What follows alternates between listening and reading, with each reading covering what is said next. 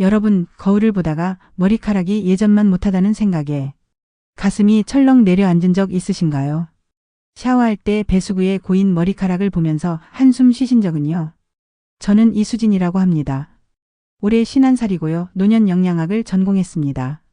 지난 15년 동안 지역보건소와 노인복지관에서 중장년과 시니어 분들의 건강 상담을 해왔어요.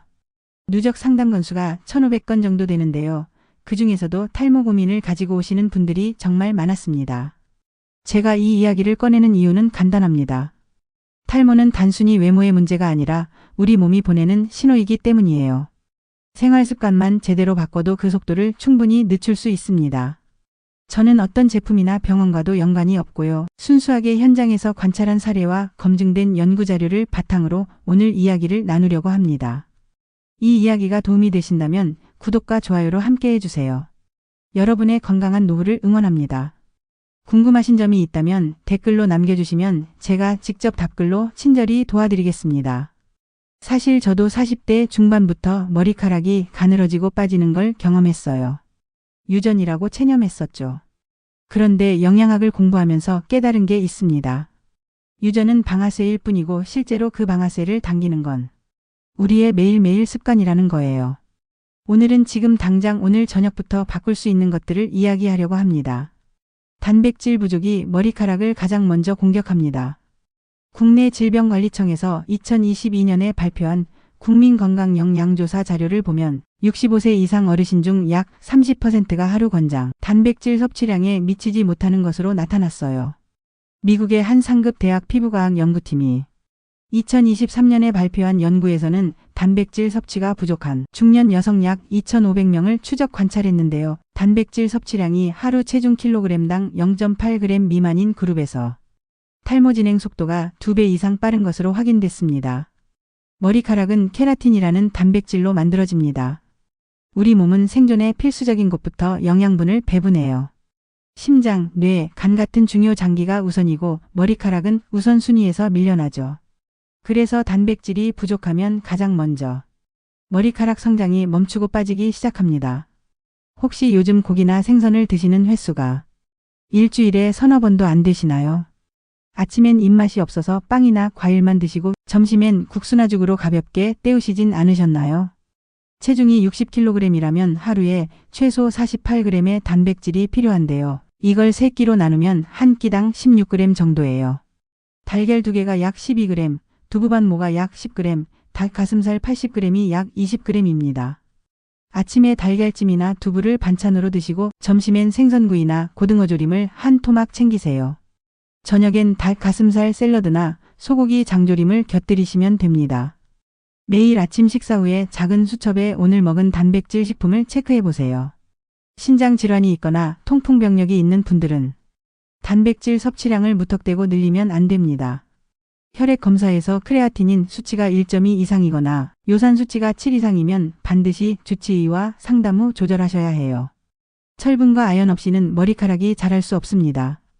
국내 한 대학병원 가정의학과 연구팀이 2021년에 발표한 논문을 보면 폐경 후 여성 약 800명을 대상으로 혈중 페리틴 수치를 측정한 결과 페리틴이 30나노그램 퍼 밀리리터 미만인 그룹에서 탈모 유병률이 약 2.3배 높았습니다. 유럽의 한 피부과학회에서 2022년에 진행한 메타 분석 연구에서는 약 3,000명의 데이터를 종합한 결과 혈중 아연 농도가 70 마이크로그램 퍼 데시리터 미만일 때 탈모 위험이 유의미하게 증가했습니다. 철분은 혈액을 통해 산소를 머리카락 모낭까지 운반하는 역할을 해요. 아연은 세포 분열과 단백질 합성에 필수적인 미네랄이에요.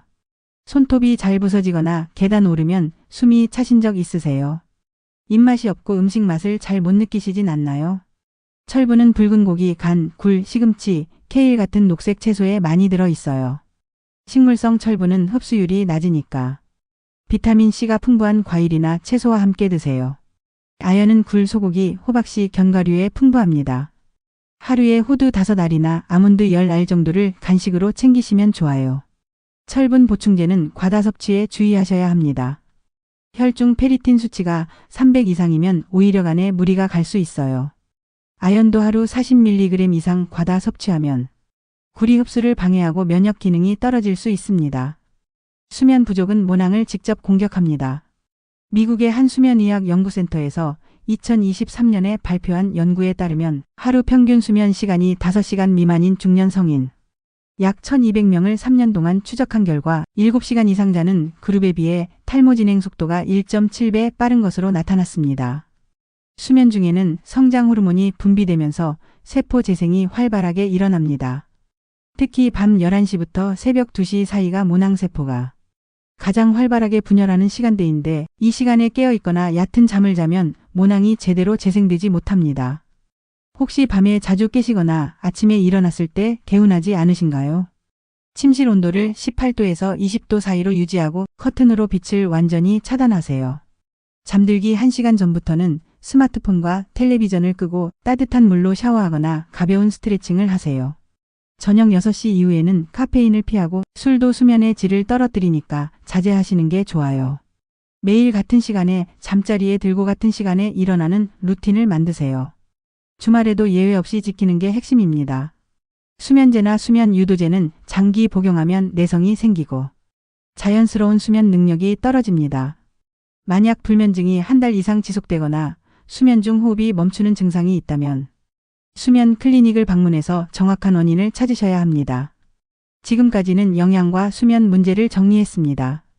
다음은 두피 환경과 혈액순환을 개선하는 방법을 현실에서 적용하는 순서입니다. 두피 혈액순환 없이는 영양분이 도달하지 못합니다.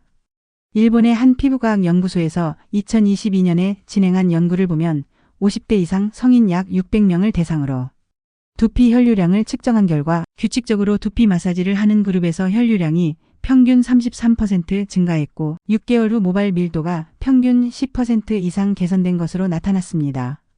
두피는 심장에서 가장 먼 곳에 위치해 있어요. 나이가 들면서 혈관 탄력이 떨어지고 혈액순환이 느려지면 두피 모낭까지 산소와 영양분이 제대로 전달되지 않습니다. 손으로 두피를 만져보세요. 딱딱하고 움직임이 없나요? 딱딱하다면 혈액순환이 원활하지 않다는 신호입니다. 두피 마사지는 샤워 전이나 자기 전에 하시면 좋아요. 손가락 끝을 두피에 대고 원을 그리듯이 부드럽게 눌러주세요. 앞머리부터 정수리, 뒷머리 순서로 각 부위를 30초씩 마사지합니다. 전체 5분 정도면 충분해요. 걷기 운동은 아침 공복에 하는 게 가장 효과적입니다. 동네를 30분에서 40분 정도 빠르게 걷되 숨이 약간 찰 정도의 속도를 유지하세요. 일주일에 최소 5번 가능하면 매일 하시는 게 좋습니다. 두피 마사지를 할 때 손톱으로 긁거나 너무 강하게 누르면 두피에 상처가 나고 염증이 생길 수 있습니다. 특히 지루성 두피염이나 건성 같은 두피 질환이 있는 분들은 마사지 전에 피부과 진료를 받으시는 게 안전해요. 작년 봄에 저를 찾아오신 김호철님 이야기를 들려드릴게요. 호철님은 62살이셨고요. 퇴직 후 집에서 주로 시간을 보내셨어요. 처음 상담 때 호철님은 거울 보는 게 싫다고 하셨습니다. 정수리가 훤히 보이고 샤워할 때마다 머리카락이 한 움큼씩 빠진다고 하셨죠. 식사 일지를 일주일 동안 적어본 결과 아침은 거의 걸으시고 점심은 국수나 빵으로 간단히 때우시고 저녁만 제대로 드시는 패턴이었어요. 단백질 섭취량을 계산해보니 하루 평균 30g도 안 됐습니다.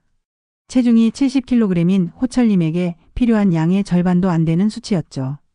게다가 밤에는 12시가 넘어서야 주무시고 새벽에 자주 깨신다고 했어요. 저는 호철님께 작은 목표부터 제안했습니다.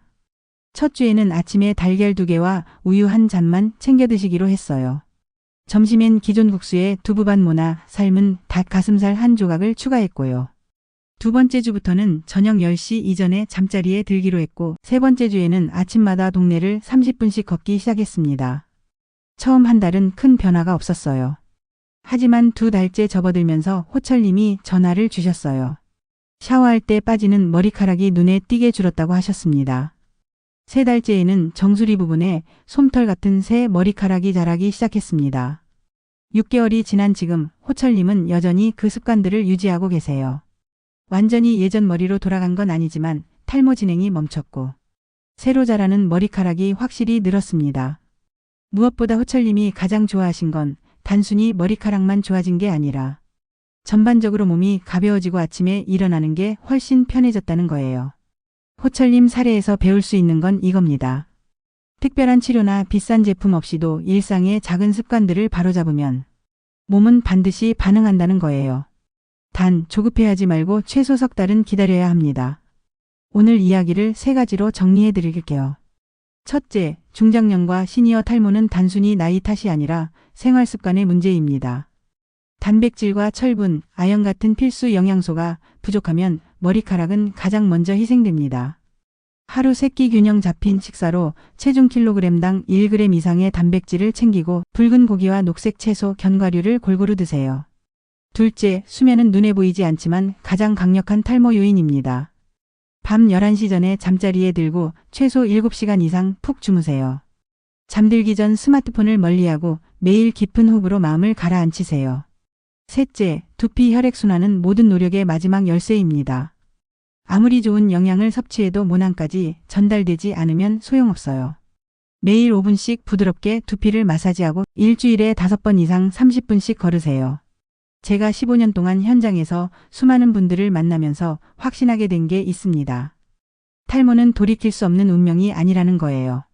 우리 몸은 놀라울 정도로 회복 능력이 있습니다. 단, 제대로 된 재료를 주고 충분한 휴식을 주고 막힌 통로를 뚫어줘야 해요. 내일 저녁부터 작은 습관 하나만 바꿔보세요. 그 변화가 여러분의 노후 건강을 완전히 달라지게 할 수 있습니다. 오늘부터 실천할 수 있는 체크리스트를 드릴게요. 아침에 단백질 식품 1가지 추가하기, 밤 11시 전에 잠자리에 들기, 하루 30분 걷기, 잠들기 전 5분 두피 마사지 하기. 이 4가지 중에서 하나만 골라서 일주일 동안 실험해보세요. 달력에 체크하면서 변화를 기록하시고요. 일주일 후에 댓글로 어떤 변화가 있었는지 공유해 주시면 제가 직접 답글로 다음 단계를 안내해 드리겠습니다. 여러분의 건강한 변화를 진심으로 응원합니다.